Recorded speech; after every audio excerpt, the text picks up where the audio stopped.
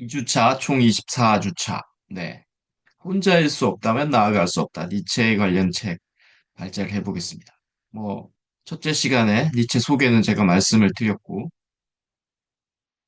10페이지에 니체 글 해서 나오죠. 뭐, 제가 니체 책을 뭐, 짜라투스트라 뭐 이런 거 몇 권 보긴 했는데, 여기 또 그래도 한번 정리가 되어 있으니까 한번 봐봤습니다. 10페이지에, 나에게 실존은 평생 끔찍한 짐이었다. 나는 고통의 끝에 서 있다. 절대적인 체험의 순간에 도착했다. 의사는 자꾸만 안정을 취하라고 말하지만 이 막막한 절망 속에서 나의 정신과 도덕의 교훈적인 시도와 모험을 감행하지 않는다면 난 실존이라는 무거운 짐을 던져버리게 될지도 모른다. 인식을 갈구하는 기쁨이 병든 나를 고양시켜준다. 그 순간에도 몸과 마음에 깃든 고통과 절망이 지워진다. 뭐 내용 자체가 단어 자체가 쉬운 내용이 아니죠. 네. 인식만이 존재고 진짜 나다라는 얘기로 저는 이 문장을 조금 요약 정리했고요. 10페이지 마지막 줄부터 11페이지에 아버지 소개라는 곳이 있습니다. 기독교인으로서 갖춰야 할 모든 미덕을 갖춘 분이다. 평화롭고 단순한 삶이 행복한 사람이라 믿었으며 자신이 꿈꿨던 대로 인생을 살아갔기에 더없이 행복했다. 독서와 음악이 취미이고 피아니스트였다. 섬세하고 상냥했지만 정신과 의지는 나약하게 이를 데 없었다. 아버지는 단지 살아 있었을 뿐 진짜 인생을 살아가지는 못했다. 아버지는 사물 옆을 그냥 지나가는 사람처럼 보였다. 아버지는 인생을 몰랐다. 아버지는 인생 그 자체가 되는데 실패했기 때문이다. 아버지에게 삶이란 삶으로 불리는 아름답게 미화된 기억들이 고작이었다. 뭐 이렇게 아버지에 대한 소개를 니체가 했는데 뭐 제가 조금 반론을 하면 이런 느낌도 들었어요. 니체는 아버지가 행복했다라는 자신의 느낌을 확신했는데 제가 볼 때 니체 아버지의 깊은 내면을 니체가 정말 알았을까요? 그래서 니체도 뭐 유명한 철학자지만 제 입장에서 평가를 하면 이런 부분은 아직 좀 멀었구나 라는 생각도 들었어요. 뭐 어떻게 아버지가 행복했겠습니까? 아버지도 분명히 불행한 상황이 많았을 텐데. 11페이지에 1849년 7월 27일 아버지가 돌아가셨답니다. 그때 니체가 5살 때 나는 어리고 철이 없었지만 죽음이 무엇인지 알고 있었다. 5살 때 죽음이 무엇인지 알고 있었다라는 내용에서 보면 정말 알 수 있을까라는 생각도 들고 뭐 이런 생각도 들었어요. 5살 때 죽음을 알았다기보다도 니체가 이 책을 뭐 책을 쓸 때 성인이 돼서 썼을 거니까 성인이 되어 그때의 기억을 좀 왜곡하지 않았을까? 알아있던 것처럼. 아니면 진짜 전생이나 윤회를 전제할 수밖에 없죠. 아무것도 죽음을 배우지 못한 5살이 죽음을 알 수 있다는 얘기는 그 전에 뭔가를 알았기 때문에 알 수 있다라는 얘기밖에 합리적으로 그렇게밖에 도출될 수 없잖아요. 그래서 그런 생각도 조금 했고요. 12페이지에 아버지처럼 살게 될지도 모르는 나의 다가오지 않는 삶이 슬펐던 것이다. 라고 나는 그처럼 인생을 스쳐 지나가고 싶지 않았다라고 썼습니다. 되게 아버지를 좀, 뭐, 아버지의 삶이 그냥 실패했다라고 이야기를 하고 있는 거죠. 뭐 이런 거죠, 결국은. 인생의 한복판에 있고 싶다라는 의미로 저는 읽혔어요. 스쳐 지나가는 아버지 같은 삶을 살고 싶지 않다. 결국 인생을 제대로 한번 살고 싶다. 인생이 무엇인지 제대로 알고 싶다. 뭐 이런 의미로 저는 읽혔습니다. 또 12페이지에 요즘 들어 자주 기분이 좋아진다. 인생에서 지금처럼 쾌활했던 기억이 없다. 최근에 쓴 원고들을 쭉 읽어보니 내가 인생에 이토록 호의적이었나 새삼스러울 정도였다. 이유는 내가 전보다 강해졌기 때문이다라고 이렇게 썼는데 뭐 이 문장을 보면서는 니체도 뭐 우리와 같은 보통 사람이구나라는 그런 느낌도 받았습니다.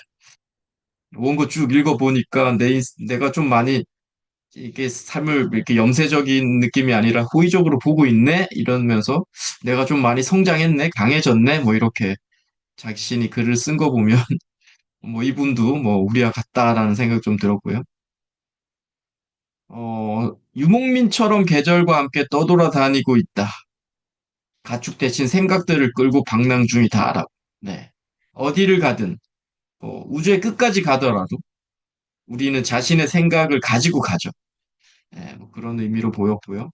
13페이지에 나는 눈의 질병 때문에 나를 괴롭히는 책들로부터 해방되었다.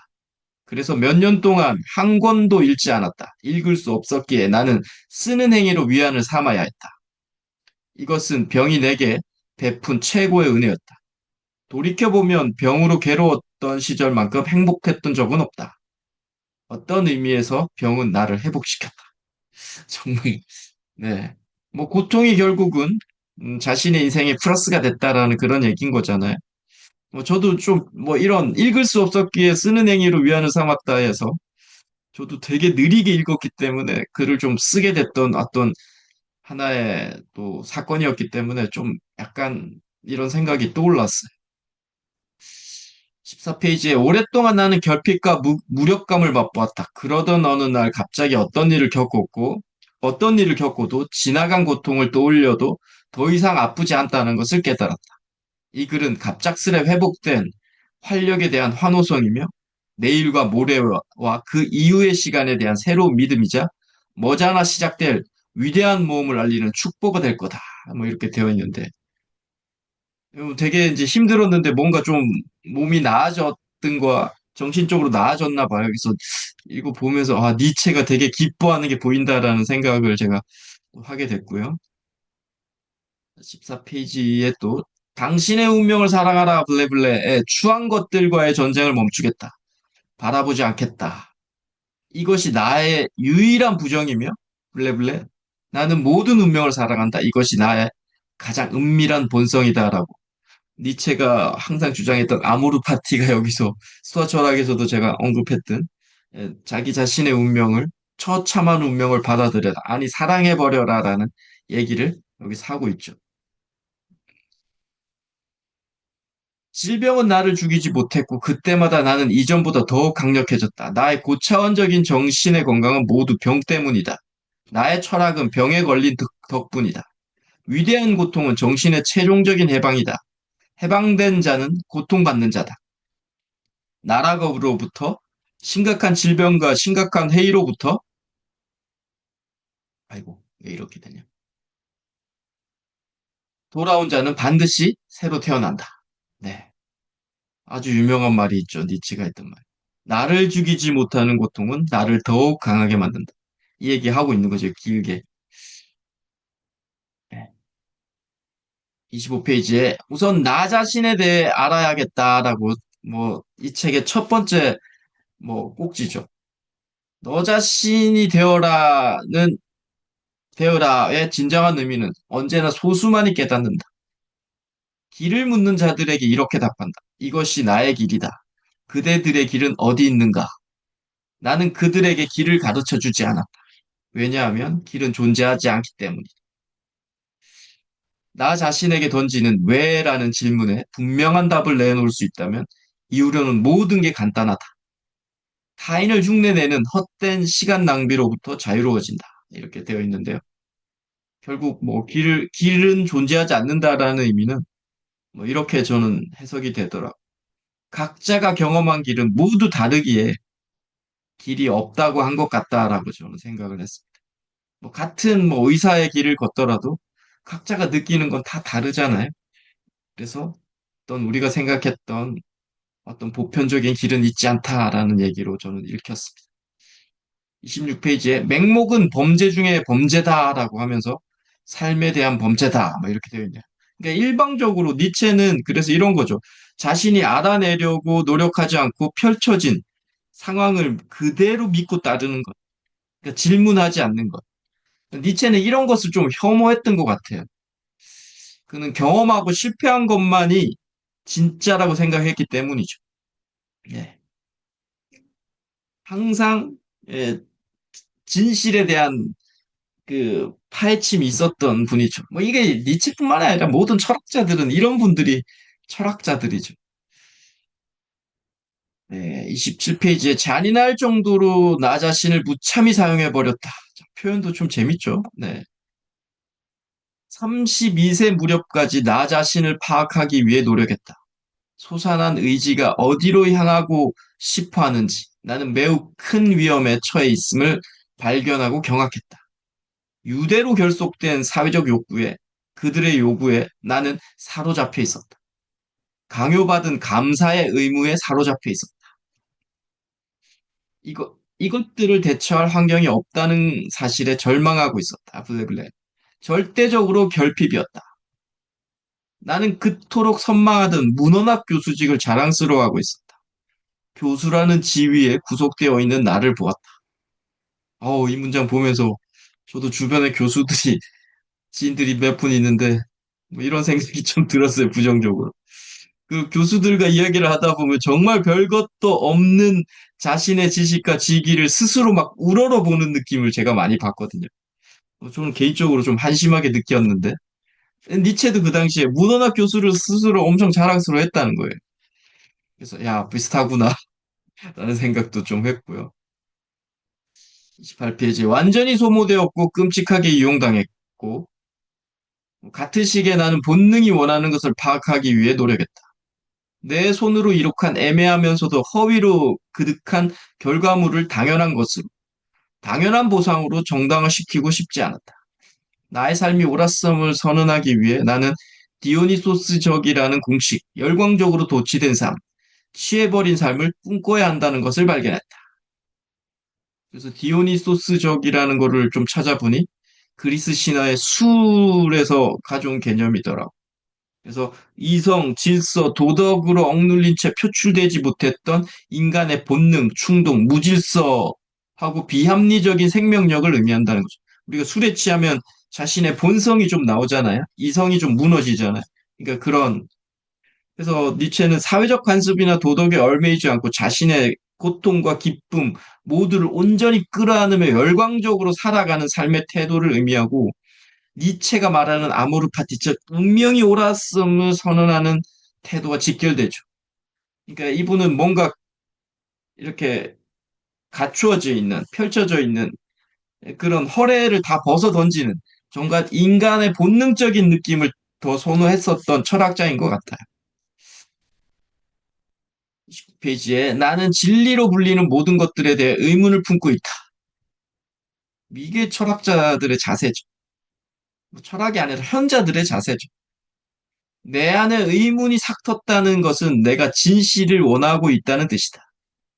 내가 원하는 건 휴식과 평화와 행복이 아니다. 오직 진실. 극도로 추악하고 불쾌한 진실이더라도 나는 이미 그것을 원하고 있다. 그래서 이분이 하여튼 진리를 로 불리는 것들의 의문을 품고 있는데 진실을 또 원하고 있다. 뭐 이렇게 되어 있어서 진실과 진리의 차이를 한번 또 이야기를 해볼 수도 있는 거죠. 그냥 간단하게 생각 진실은 그냥 그대로 펼쳐져 있는 상황을 진실이라고 하는 것 같고, 진리는 네, 신이 이 우주를 굴리는 원칙이나 어떤 규칙 같은 게 진리겠죠. 보편적으로. 30페이지에 아이고, 아이고. 우리가 믿는 것들이 과연 유일한 진실을 기반으로 작성된 객관화된 실체를 말할 수 있을까? 만일 네가 영혼의 평화와 행동을 원한다면 믿어라. 하지만 진리의 사도가 되고 싶은 것이라면 질문해라. 진실이 아님을 어렴풋이 짐작하면서도 믿으려고 노력하는 것은 정신이 나약해서다. 뭐 이렇게 되어 있죠. 결국은 믿기만 하면 평화와 행복을 얻을 수 있을까? 라는 질문을 하게 되고, 그건 좀 뭐 사상 누각이라고 모래 위에 집을 짓는 것과 비슷한 것처럼 좀 허약하기에 믿기만 하면 쉽게 무너질 수도 있다. 뭐 이런 느낌으로 좀 읽혔습니다. 우리 보통 이렇게 하죠. 진실이 아님을 어렴풋이 아는데도 그냥 믿으려고 해버리죠. 예. 이게 좀 뭐 게을르기도 하고 여기서는 나약해서라고 말하기도 하는데 비슷한 의미로 읽힙니다. 나는 타협할 수 없다. 이것이 진실이라면 포장하고 싶지 않다. 있는 그대로의 세계를 원한다. 있는 그대로의 삶을 원한다. 네. 니체는 이걸 원했던 것 같아요. 인간의 느끼는 본능적인 이런 삶 자체가 더 낫다. 이렇게 포장하지 마라. 뭐 이런 느낌인 것 같아요. 그래서 날 것, 니체는 날 것, 마음이 움직이는 대로의 행동. 그리고 이분은 뭐 첫째 시간에도 말했듯이 미친 광기를 혐오하지 않았죠. 이 미친 거는 되게 본능적으로 어떤 생겨나는 거기 때문에 이거 혐오하지 않았어요, 니체는. 네. 31페이지에 길이 보이지 않았다. 아니, 길은 내 앞에서 끊어져 있었다. 그래서 나는 결심한 것이다. 이 끊어진 글이라고 돼 있네. 길의 끝까지 가보기로. 뭐 문장이 멋있죠. 야, 이 책을 쓸 때 이런 문장을 쓰면 독자들이 가슴이 뛸 것 같다는 생각도 들었어요. 길이 끊어졌는데 나는 끊어진 걸 알지만 그 끊어지는 길의 끝까지 가보겠다. 뭐 이런 거잖아요. 내가 믿었던 지난날의 신앙, 이 세계는 신의 아름다운 창조물이며 그 안에서 인간은 고결하게 진보한다는 믿음이 거짓임을 깨달았을 때부터 시작된 고행이다. 뭐 조금 말이 뭐 약간 생각하면 어려웠긴 한데, 고결하게 진보하지 않고 쓰라린 투쟁을 통해 진보한다라는 걸 알았다는 거예요. 네. 뭐 저는 뭐 되게 당연하다고 느끼는데, 고결하게 진보한다고 생각한 사람이 있는 것도 좀 저한테는 조금 이상했어요. 또 한편으로는 더 큰 차원으로 보면 모두 진보라는 거예요. 고결하게 진보하든 쓰라린 투쟁을 통해 진보하든 결국 좀 더 높은 차원에서 보면 차이가 없다는 거예요. 어떻게 봐도 진보다 쓰라리든 고결하든. 네. 그래서 그냥 고통이나 기쁨이나 이코르다라는 얘기. 네. 32페이지에 자기 자신을 하찮은 사람으로 깎아내리지 마라. 네, 뭐 자기계발서에 나오는 충분한 한 꼭지의 제목들이죠. 지금까지 살면서 아직 아무것도 이루지 못했을지라도 자신을 항상 존귀한 인간으로 사랑하고 존경하라는 것이다. 자신을 사랑하면 악행을 저지르지 않고 지탄받을 일도 저지르지 않는다. 이런 태도가 미래를 꿈꾸는 데 있어 가장 강력한 힘으로 작용한다. 이거 보면서 약간 뭐 반론이 생기죠. 아무런 결과물도 없는데 어떻게 자신을 사랑할까? 가능할까? 이런 생각이 들죠. 이런 문장에서. 그래서 저는 결국 자신을 사랑하려면 가장 쉬우면서도 어려운 일을 해야 되는데 그게 바로 자기 삶의 질서를 부여하는 거고 그 질서 안에서 오래도록 행하는 거예요. 아침에 일어나거나 글을 쓰거나 책을 쓰거나 뭐 이런 자기가 딱 그 패턴을 유지해서 그걸 계속 뭐 몇 년씩 뭐 하는 게 결국은 자기를 사랑하는 일이라는 거죠. 탱자탱자 놀면서 자신을 사랑할 수 없더라고요, 보니까. 34페이지 혼자일 수 없다면 나아갈 수 없다. 뭐 이 책의 지금 제목인데 중간에 한 꼭지가 있죠.